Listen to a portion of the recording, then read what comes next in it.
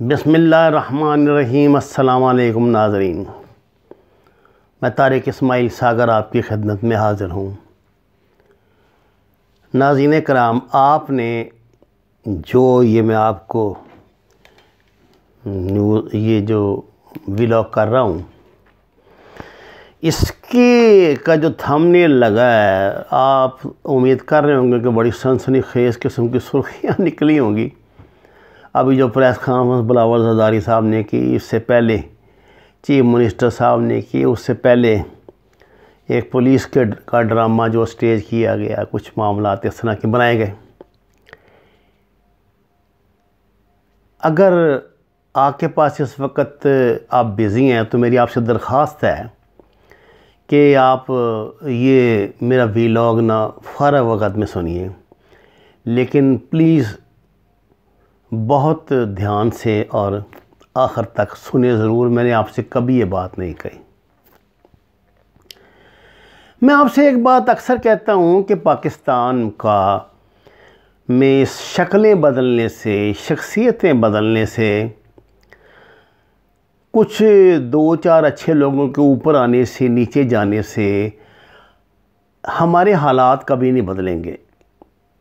हालात हमारे तब बदलेंगे अगर हम इस निज़ाम को बदलना चाहें।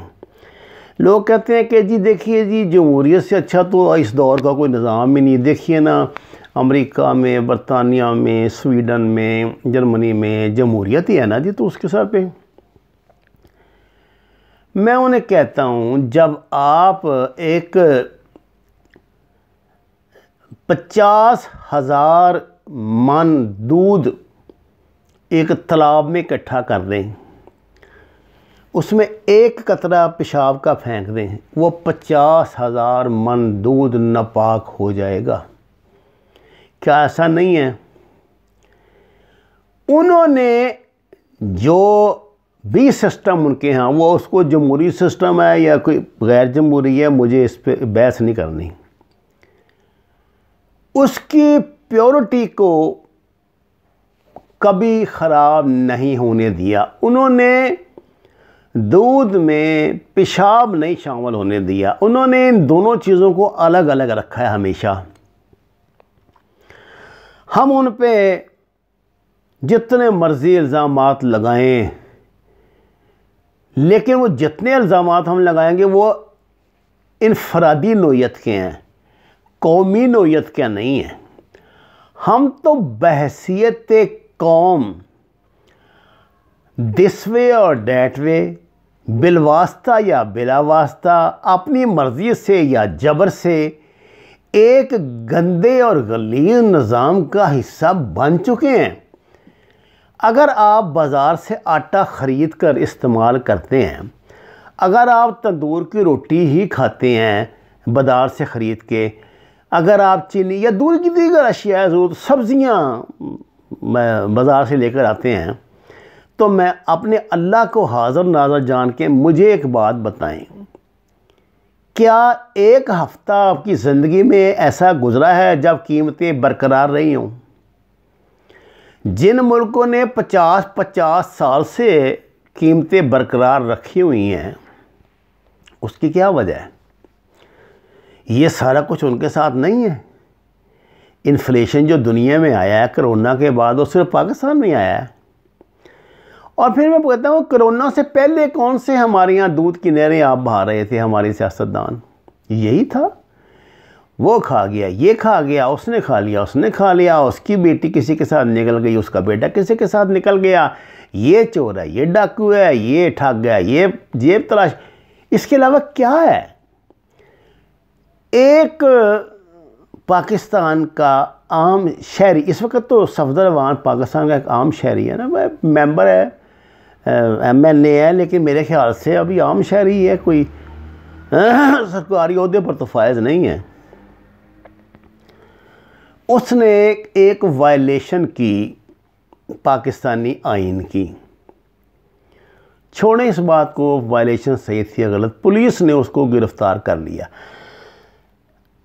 बहस ये बात सिंध हुकूमत के एक भी तर्जुमान ने नहीं कही कि ये जुर्म वकूअ पजीर नहीं हुआ।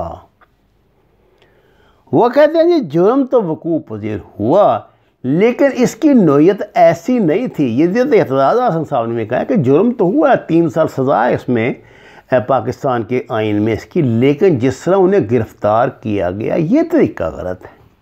बहुत अच्छी बात उन्होंने की। वाकई हर इंसान की ऐसी ही एक उसका तहफ़्फ़ुज़ होना चाहिए, उसकी इज़्ज़त नफ्स का तहफ़्फ़ुज़ होना चाहिए। मैं आपसे एक बात पूछता हूँ, अभी एक बंदा ये मोटर वे जो केस का वो बड़ा मुजरम आपने पकड़ा है आबद मल्ली नाम से, आपने उसको कैसे गिरफ़्तार किया? उसकी बेटी, उसकी बीवी, उसकी बहन, उसकी माँ, उसकी खाला, उसकी चाची, उसकी फूफी, उसका फूफा, उसके नान के दाद के जो मतलब रिश्तेदार उनका मौजूद है, जिंदा है, पुलिस उसको घसीटती हुई उठाया, आधी आधी रात को घरों से फेंका अपनी गाड़ियों में और ले गए हैं। मैं आपसे ये बात नहीं कहता, चलिए मैंने गलत मिसाल दे दी, आप कहेंगे जी वो तो एक मुजरम था, क्योंकि जो बंदा जुर्म करे, हमने तो ये सुना ना, hate the sin not the sinner. दुनिया की हर जेल के बाद लिखा होता है कि आप नफ़रत अपराध से करें, अपराधी से नहीं की जाती। पर चले कोई नहीं, अपराधी उसका अपराधी उसकी माँ बहन का भी ये जुर्म है कि उसने गुनाह किया। क्या पाकिस्तान की पुलिस ने शिकायत दर्ज कराने के लिए जाने वाली बच्चियों के साथ रेप नहीं किए थानों में? कराची में क्या हर एक रोज़, हर दूसरे रोज़ पुलिस के हाथों इंसानियत की तज़लील नहीं होती? और अंदरून सिंध में क्या क्या होता? आपने कितने लोगों की इज़्ज़त नफ्स के लिए अब तक इतने बड़े हंगामा रही किए कि जिसमें chairman people party press conference कर रहा है, उधर से वो सफाइयाँ दे रहा है, इधर से जनाब पुलिस के से इस्तीफ़े दिलवा दिए हैं और प्रेशराइज़ कर दिया है गवर्नमेंट को, हुकूमत को और लोगों को कि जनाब देखिए जुल्म हो गया, ये हो गया।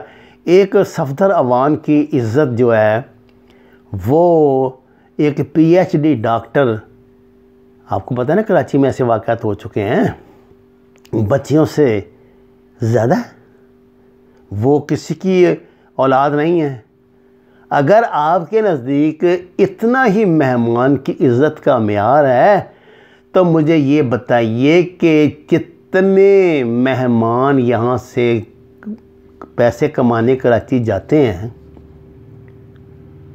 वहाँ के मेज़बानों ने माजी में उनके साथ क्या क्या कुछ नहीं किया था और अब तक क्या कुछ नहीं कर रहे हैं। आप अपनी सियासी हरामकारियों को, सियासी हरामज़दगियों को इस तरह की गंदे और घटिया तरीके के साथ सिविलाइज करके लोगों के सामने पेश कर रहे हैं। आज सूरत हाल अमलन ये है, इसको छोड़ें कि किसके पास, हर बंदे के पास ना अपनी बात के लिए दलील होती है ज़रूर। अगर DIG IG इस्तीफ़ा दे रहे हैं या छुट्टी जा रहे हैं और कुछ कर रहे हैं तो उनके पास दलील होगी, वो 22वें ग्रेड के अफसर हैं, उन्होंने अपनी इंसल्ट फील की, वो कर दें, उसका सरकारी तरीका है। मैं कहता हूँ ज़्यादा गैरत खान तो इस्तीफ़ा ही दे दें। अब उन्होंने पैसे तो बड़े कमा लिया, 22वें ग्रेड में पहुँच गए हैं, अब तक तो उनके बच्चे भी अरबपति हो गए होंगे। दे दें इस्तीफ़ा, नौजवान लोगों को आगे आने का मौका दें और बराह रास्त पब्लिक सर्विस कमीशन के ज़रिए पुलिस की भर्तियाँ करवाएँ बजाय या सियासी पुलिस के। इससे जान छुड़वाएँ, कोई बहाना ही बनना होता है ना।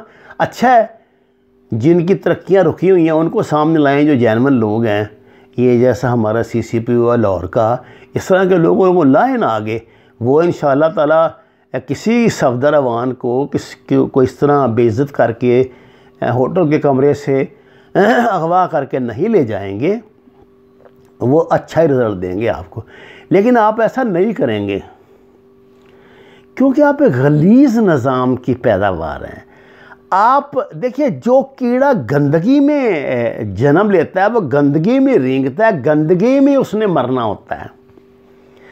आप किस एनवायरनमेंट से आए हैं, क्या बैकग्राउंड है आपका, आपकी सियासत क्या है। ये जो सिंध का चीफ मिनिस्टर है, इसकी एक मैंने वीडियो देखी लंदन की, वो जो था ना, जिसकी वो जो इनका जिसके घर से बोरियां पकड़ी गई थी नोटों की, और मेमन जो है उसके साथ होटल में बैठ के शराब पी रहा था।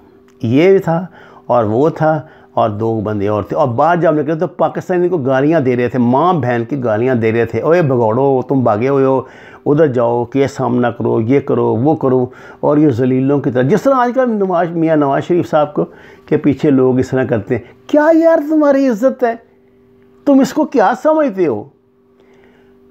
तुम ये समझते हो जो तुम्हारे तनख्वाहदार मुलाजम हैं, ये बेचारे मजबूर और मकबूर साफ़ी हैं।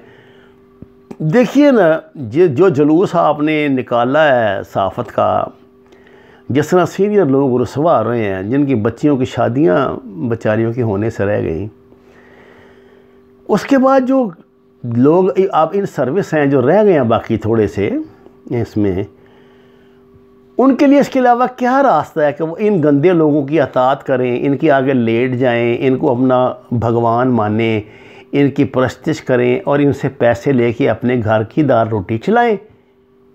और तो आपने उनके लिए कोई ऑप्शन छोड़े नहीं। या तो देखें ना, आपने शराफत से कमाने के, आपने इज़्ज़त से मेहनत से कमाने का ऑप्शन छोड़ा, आपने तो ऑप्शन ही नहीं ना छोड़ा।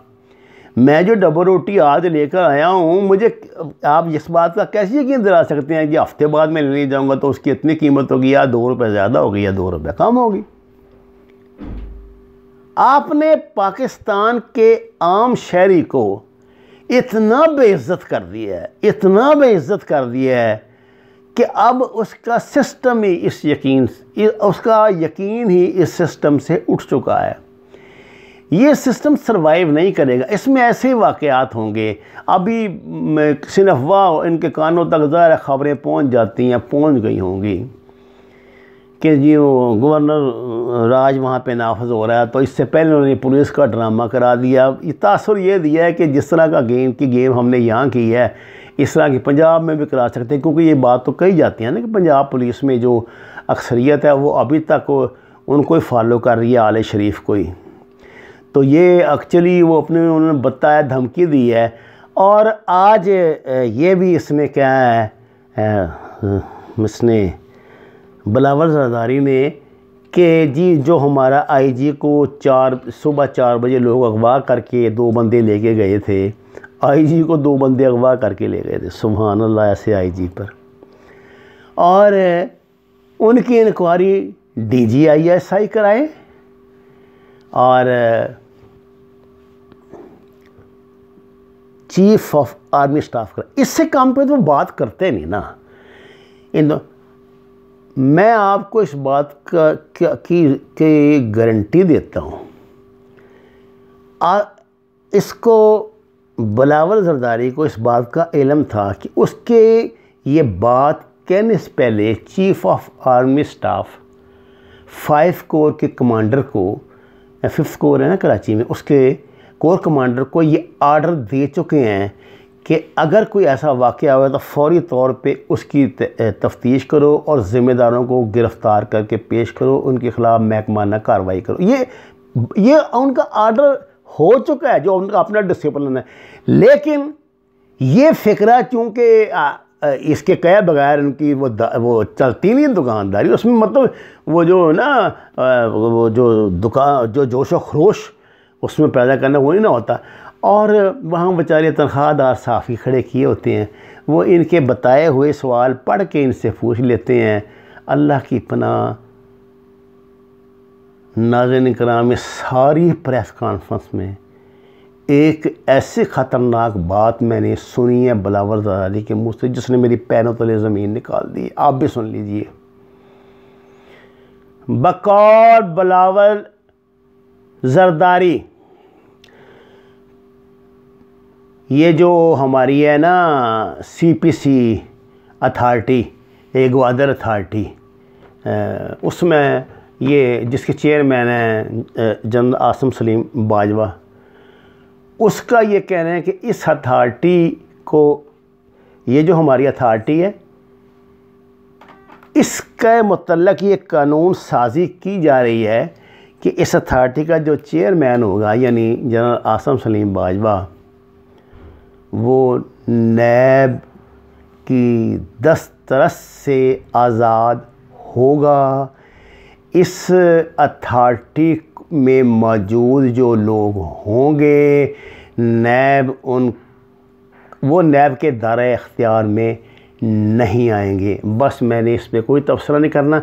बात ये है, ये होती तो छोटी छोटी बातें हैं, लेकिन इन्हीं बातों ने पाकिस्तान को तोड़ा था। ये बात कभी ना भूलना। और मा अलैना इल्लल बलागुल मुबीन। नाज़रीन कराम, दरख्वास्त है कुरान और नमाज को तर्तीब के साथ जानिए। जितनी भी जगह घर में मैसर है वहाँ सब्ज़ियाँ लगाएं और आने वाले कहत से अपने आप को बचाएं। हमारे इसको चैनल को सब्सक्राइब कर लें, आपकी मेहरबानी है। और सच के सफ़र में हमारे साथ खड़े हो जाएं। आपका बहुत शुक्रिया।